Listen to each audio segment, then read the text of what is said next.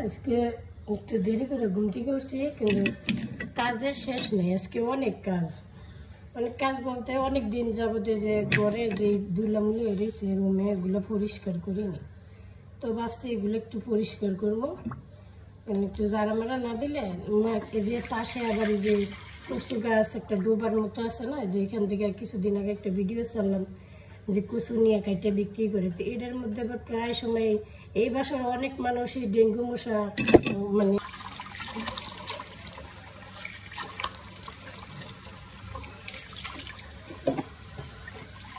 এক গ্লাস পানি না খাইলে আবার সকালবেলা এখন একটা নতুন সকালে ঘুম থেকে উঠে মুখটা দিয়ে এক গ্লাস পানি খাই। এখন না হয় যে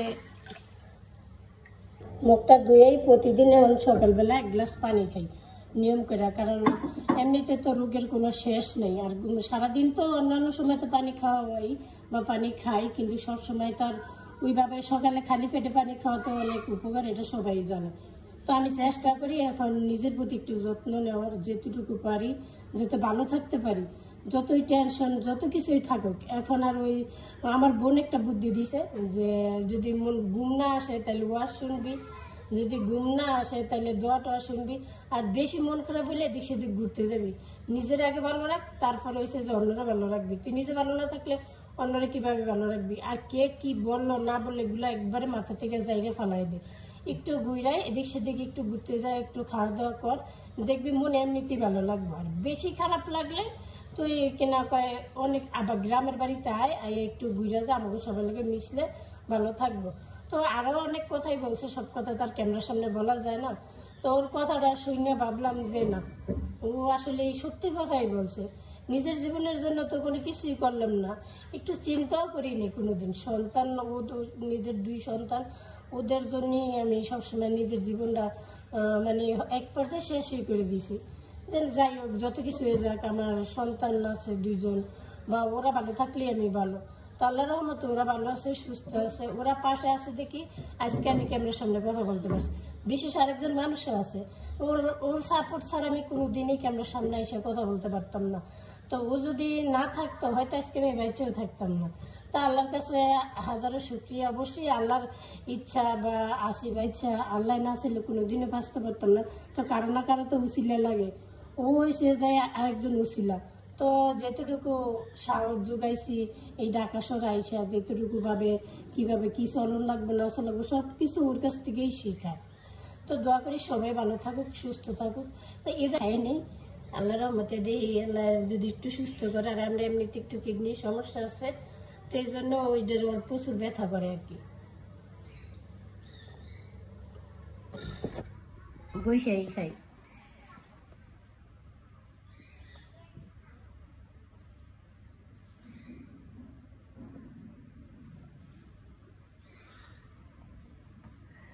পানি, খালি পেটে পানি খাওয়াটা অনেক কষ্ট। অন্যান্য সময় খাওয়া যায়, কিন্তু খালি পেটে পানি খেতে আমার কাছে একদম ভালো লাগে না, বমি বমি ভাব লাগে। তো আজকে একটু অনেকটা কাজ আছে, মানে পুরা 3টা রুম তো পুরাটা ভালো করে পরিষ্কার করি, ধুলা টুলা যা আছে। যদি একটু পরিশ্রম করি তারপরে ঘুম আসতে পারে। ঘুম নিয়ে অনেক সমস্যা আমার বিশেষ করে। আর ফ্যামিলির তো মনে করলেন যন্ত্রণা তো আছে, টেনশন তো আছে। ভিডিও বানায় কি করতেছি, ভিডিও বানায় কিচ্ছু হইতেছে না, এইটা হইতেছে না ওইটা হইতেছে না, মানে এটা সারাক্ষণ লাগিয়েই থাকে।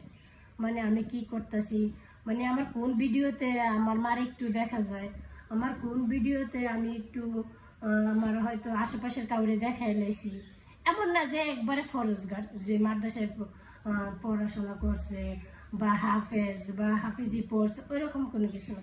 যে যার যার মতো কিন্তু ফেসবুকে আছে, টিকটকে আছে, কিন্তু আমার ভিডিওতে কাউরে একটু দেখাইলে সমস্যা।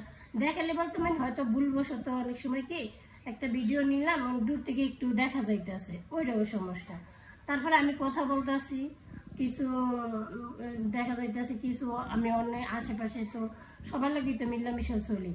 তো এক এক দেশের মানুষ তো এক এক রকমের, সবাই তো আর আমার মতো হইব না। তো দেখা যাইতেছে কি ওদের কথা আমি প্রায় সময় বইলা ফেলাই, আমি পারি না। তা আমি কি করবো, যেটা আমি পারি না এটা কোনো আমি জোর করে বলতে পারবো যে আমি পারি। এই জায়গায় আবার এই যে জাবিটা রাখছিলাম, তা আমি তো পারি না ওদের মতো। তো যাই হোক, অনেক সময় অনেক কথা বলতে গেলে এক এক অঞ্চলের কথা আমার মুখ দিয়ে আইসা পড়ে, ওইটাও সমস্যা, কথা বলতে পারি না, ভিডিও কেন বানাই, মান সম্মানে আঘাত লাগে। কিন্তু আমার তো ভালো লাগে ভিডিও বানাইতে, কি করবো, আমার তো মানে একটা ভালো লাগা শুরু হয়ে গেছে যে ভালো লাগে ভিডিও বানাইতে বা আমি ভালোবাসি বানাইতে। এখন তার ওইটা বলতে পারতাম না, কিছু বলার তো নাই তাদেরকে, তাদের কিছু বলারও নাই, আবার দেখা যাইতেছে ওগুলো আমি হজমও করতে পারি না, মানে অনেক খারাপ লাগে। ওই যে এখন আর ওইসব কথা বইলা লাভ নেই, আর এই করি না, আর আগের মতো বাড়িতে যাইও না। আম্মা অসুস্থ হয়েছিল দেখে বাড়িতে গেছিলাম, তো এই যে ঘরে পুরা ঘরে ধুলা, আমি পিছনের ক্যামেরাটা দিয়া দেখাই দিয়েছি, পুরা ঘরে ধুলা। এই যে আমার শরীরের অবস্থা এমন, যেমন শরীরটা খারাপ থাকে এমন মনটাও খারাপ থাকে। এই যে পর্দা ইয়া করে পড়ে গেছে, তারপর আমি ঠিক করছি না। আর এই অবস্থা, টেবিলের কি অবস্থা, এই যে টেবিলের কি অবস্থা, তারপরে এই যে তোষক, এই যে অবস্থা ভালো না। আমি যে ঘরের কি অবস্থা, ওরা খাওয়া দাওয়া করছে মিনি, ওরা এইভাবেই পড়ে রয়েছে, কোনো কিচ্ছু ঠিক করছি না। তো ভাবছি যে আজকে সব কিছু ঠিক করবো আল্লাহ রহমতে, যেতটুকু পারি আর কি, যেভাবে যেতটুকু দেখানো যায়। কারণ আমার মেয়ে নাই, তো কি করবো, মেয়ে নাই, একা একা করতে হবে।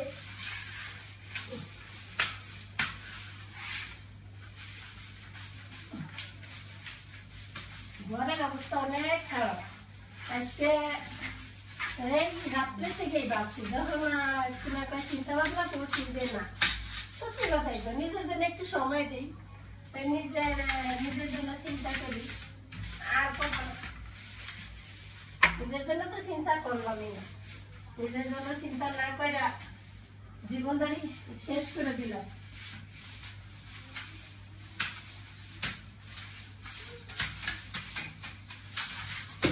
দেখি দেশের থেকে মারে আবার আমার ছোট খালারে আসতে বলবো, যে ওনারা আসলে তাই একটু হয়তো মনটা ভালো লাগবো।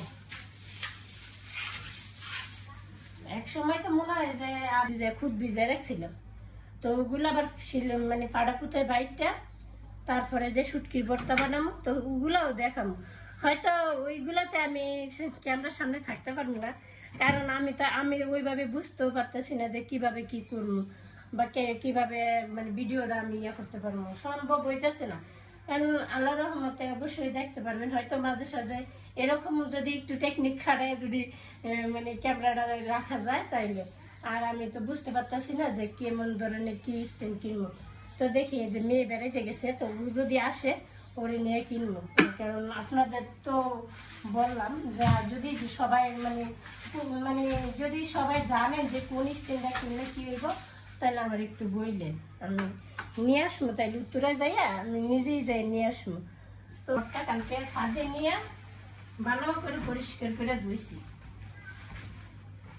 এই ঘরটা ওই পাশে দিয়ে দেবো, এই ঘরটা ওই পাশে দিয়ে দেবো, ওই খাটের ওই পাশে, আর এক পাশে আমি শুনো। মিনির আবার যে শরীরটা বেশি ভালো না, আর তাছাড়া টোনায় তো প্রেগনেন্ট, তো টোনার দিকেও খেয়াল রাখতে হয়। তো ডেট প্রায় হয়েই আসছে, তো দেখি আল্লাহ ভাগ্যে কি রাখছে। ওদের আইনা তো শান্তি পাইলাম না, এই পাশে যাই খেলাম কাজটা করে লই।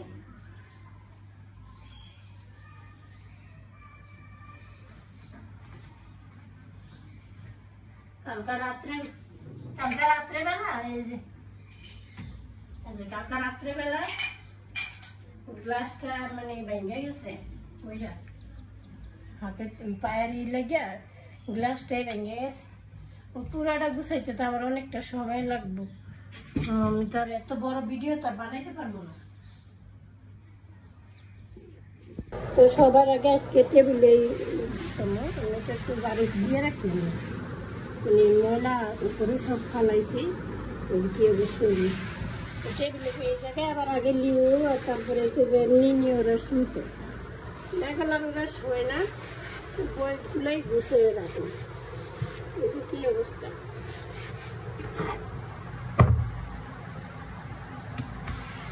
অনেক দিন যাবত করলাম না, ওই যে শরীরের এমন অবস্থা যে অবস্থায় কোনো কাজই করতে একটু সবার মাঝে মাঝে একটু ভিডিও দিতে পারি, সুস্থ থাকলেই তো দিতে পারি, না হয়তো ওইভাবে দেওয়া হয় না। এবার ভাবছি দু একটা ভিডিও আগের থেকেই করে রাখবো, রেডি করে রাখবো, যদি অসুস্থ থাকে ওই সময়টা ওই ভিডিওগুলো দিব। হয়তো এক সময় দেখা যায় আত্মীয় স্বজন সবাই তো আমার বলছে, পরে দেখা যাইব যে আপনারা আমার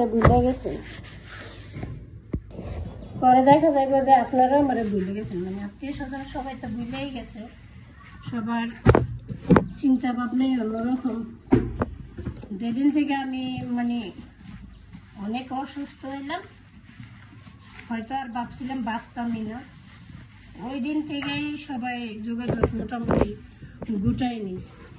যখন থেকে আবার একটু সুস্থ হইলাম তখন আবার মোটামুটি সবাই যোগাযোগ শুরু করছে। তো সব দিনের কথাই মনে আছে, ভুলি নেই কোনোদিনই, ভুলার মতো না। কিন্তু এখন তো দেখা যাইতেছে সবার জীবন নিয়ে ব্যস্ত, কে কার পিছনে সময় দিয়ে বয়ে থাকবো। আর আমার মতো শারমিনের জন্য কয়েকজনে চিন্তা ভাবনা করে বয়ে থাকবো। হাতে গোনা 3জন মানুষ ছাড়া আর আমার লাইফে আর ওইরকম কেউ নেই যে আমার জন্য টেনশন করে বয়ে থাকবে। হয়তো আমি বাঁচবো না, হয়তো আর আমি সুস্থ থাকবো না, এরকম চিন্তা করার কেউ নেই।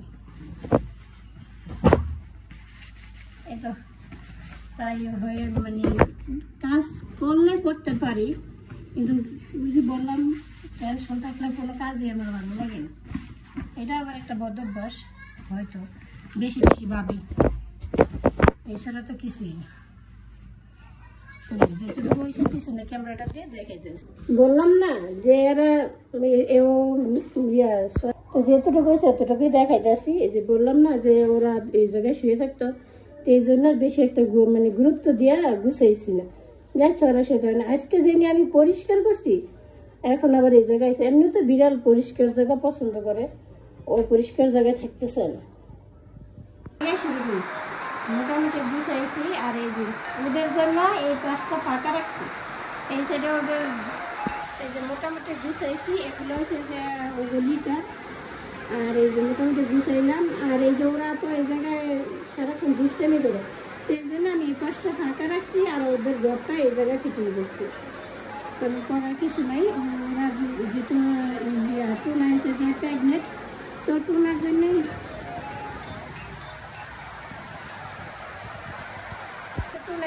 প্রেগনেন্ট, তো টুনার জন্যই এসে যে আমার এই জায়গায় থাকাই। তো আমি এই পাশটায় টুসুক বিছিয়ে নিছি, আমি এই জায়গায় এমনিতেই টুসুক বিছিয়ে নিয়েছিলাম এর আগে, কিন্তু অগুছানো ছিল।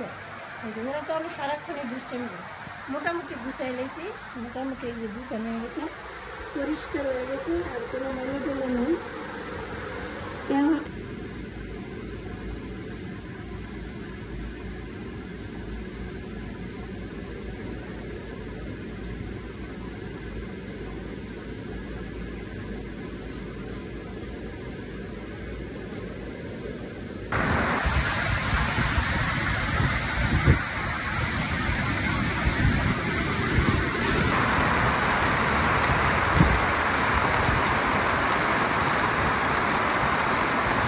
জীবন রে,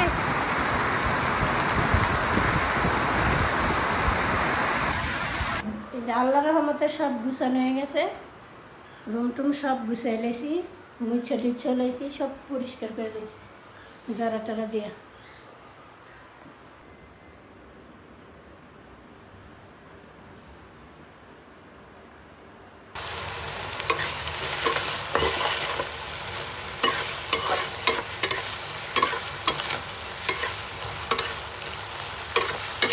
বাঁশ পাতা সেটা এভাবে দিলে কি ভালোভাবে সিদ্ধ হয়, তবে সাথে একটু তেল দিয়ে তেলে নিলে আর সঙ্গে মতো আর কি।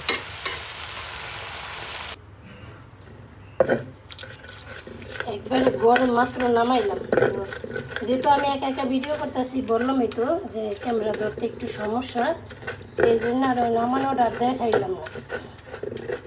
গরম গরম ডলা দিলে আর সুন্দর মতন সব একবারে ভালোভাবে মিশে যায়।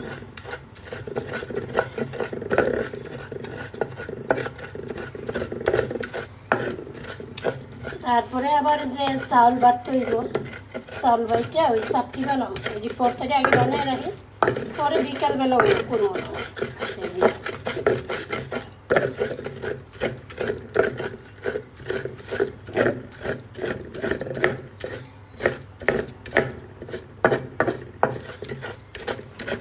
ধনে পাতা আছে, ভাবতেছি কাঁচামরিচ আর ধনে পাতা চাপটির মধ্যে দিব, ভর্তার মধ্যে দিব না।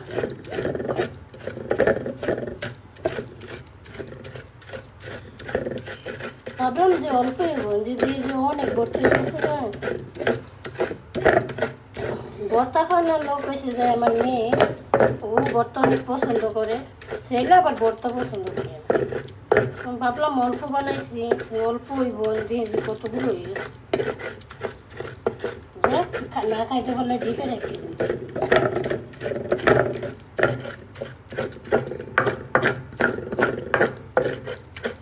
ঠিক মতো ভিডিও দিতে পারিনি, প্রায় 8-10 দিন হইব কোনো ভিডিও দিতে পারি নাই। মাঝে মাঝে হয়তো রিলস ছাড়তাম, যে আইডিটা একটু মনে রাখার জন্য, না হয়তো সবাই আবার ভুলে যাবে ওই রকম। তারপরে আগে ভিডিও চালে মোটামুটি ভালোই ভিউ হইতো, এখন অনেক দিন ধরে ভিডিও ছাড়ি না, তো ওই রকম কি থাকতে পারিনি, একটু বেজালে ছিলাম। মা অসুস্থ, মার দেখতে গেলাম আসা, আর এমনিতে একটু টেনশনে ছিলাম, ওই জন্য ও টেনশন থাকলে আমার আবার কোনো কিছু করতে ভালো লাগে না। অনেকে যে টেনশন হইলে ঘুমায়, প্রচুর খিদা লাগে, আর টেনশন হইলে মানে সারাক্ষণ আমার কি লাগে। আর ইদানিং তো পুরাই বুক ব্যথা করে, জানি না।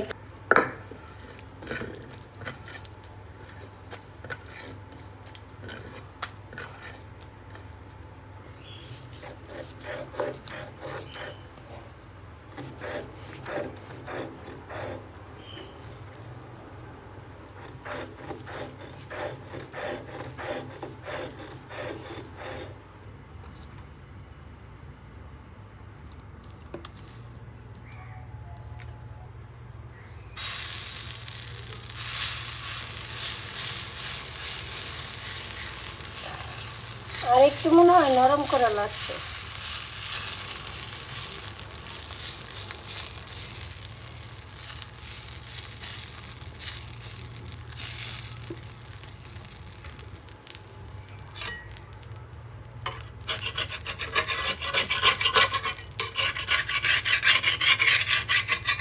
আমি তো ভাবছিলাম মনে হয় উঠতো না, যেহেতু তেলমেল দিই নাই তাওয়ার মধ্যে, আমি ভাবছিলাম মনে হয় উঠতো না।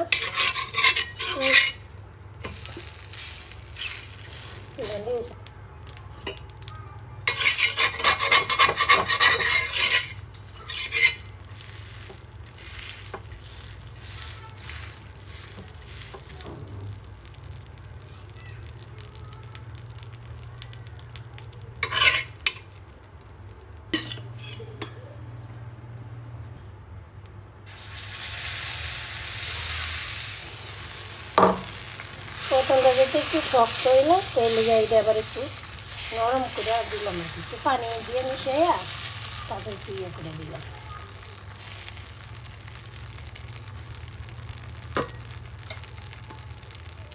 ঢাকিয়ে দেবো।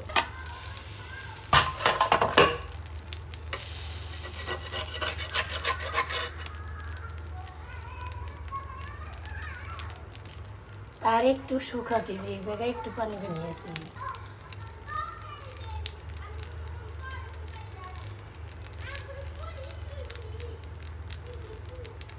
আমার মেয়ে যখন ভিডিওটা দেখবো তখন আমার লাগে যে চিল্লাইব যে আমি এখন আয় পড়ছি, তুমি এখন ওই যে চাল বাইটটা তারপরে বানায় খাও না। ও আবার ভর্তা টর্তা এইসব জিনিস পছন্দ করে, ওই ভাতটা তো ওইরকম মাংস পোলাও এটি পছন্দ করে না। ও আবার ভর্তা পছন্দ করে, খুদের ভাত পছন্দ করে, এই যে চাউলের চাপটি পছন্দ করে।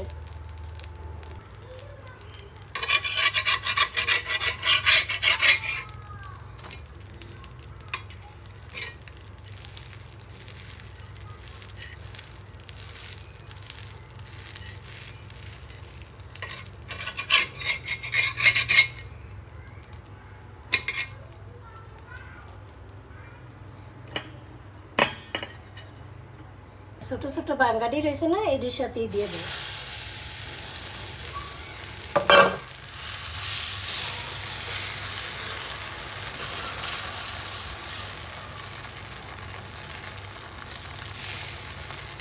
মাঝখানটা পাতলা হইলে সমস্যা নাই, কিন্তু সাইডে দিয়ে পাতলা হইলে উঠতে চাই।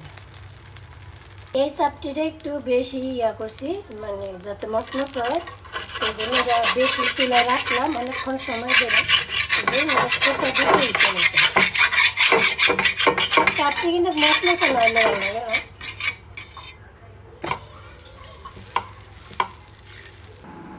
এই ভিডিওটা যদি আমার বড় বোনে দেখে, মানে আমার বড় আফাই যদি দেখে, এই ভিডিওটা যদি আমার বড় বোন দেখে, দেখলি ফোন দিব যে ও একলা একলা চাপটি বানায় খাইতেছ। আসলে একলা একলা কোনো জিনিসের খাওয়ার কোনো নেই, স্বাদ নেই বা ভালোও লাগে না। সবাই মিলে খাইলে ওই জিনিসের অনেক টেস্ট। এটা হচ্ছে সিম ভর্তা।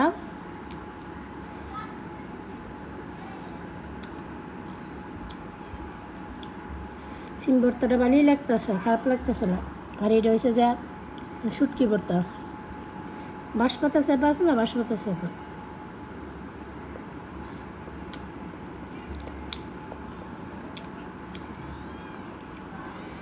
শুটকি ভর্তা যদি না হয় তাহলে এই চাপটি খাওয়াই অসম্পূর্ণ থেকে যাব। কিন্তু কি যে সিম ভর্তা দিয়ে ওরকম টেস্ট লাগলো না, কিন্তু শুটকি ভর্তা দিয়ে অনেক টেস্টি লাগতেছে।